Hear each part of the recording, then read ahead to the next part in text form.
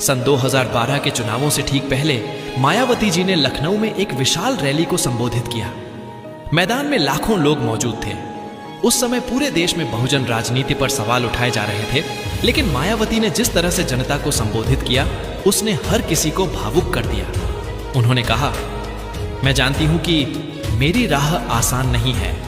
मुझ पर आरोप लगाए गए, मुझे बदनाम करने की कोशिश की गई, लेकिन मैं चाहती हूं कि मेरे लोग यह समझ लें, यह लड़ाई मेरी नहीं, यह लड़ाई आपकी है।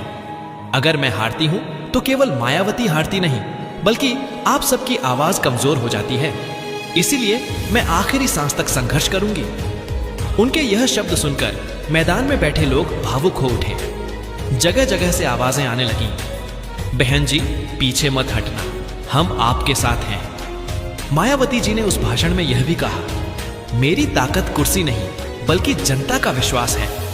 चाहे मुझे कितनी भी मुश्किलों का सामना क्यों न करना पड़े, लेकिन मैं आपको धोखा नहीं दूंगी। यह सुनते ही लाखों लोगों ने हाथ उठाकर उनके साथ खड़े रहने की शपथ ली। उस दिन यह भाषण एक भावनात्मक लहर बन गया, जिसने न केवल बहुजन समाज को एकजुट किया, बल्कि उन्हें यह एहसास भी कराया कि मायावती केवल एक नेता नहीं बल्कि उनकी आवाज है। इन सभी भाषणों की गूंज आज भी सुनाई देती है।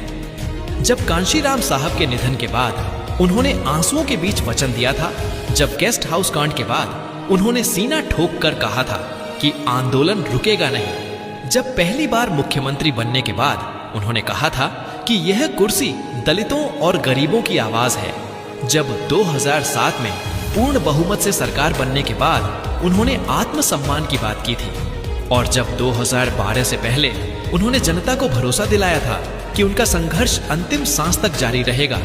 ये सब पल केवल भाषण नहीं थे, बल्कि इतिहास की अमिट कहानियां थीं। मायावती जी के ये शब्द लोगों के दिलों को छू गए। उनके भाषणों ने केवल राजनीति को नहीं बदला, बल्कि उन करोड़ों लोगों की आत्मा को झकझोरा जिन्हें हमेशा दबाकर रखा गया था। उनकी आवाज में आंसू भी थे, दर्द भी था और संघर्ष का जज्बा भी। यही वजह है कि जनता बार बार उनके भाषण सुनकर भावुक होती रही और आज भी उन लम्हों को याद करके गर्व महसूस करती है। ये भाषण केवल शब्द नहीं, बल्कि बहुजन समाज की आवाज और संघर्ष का प्रतीक है।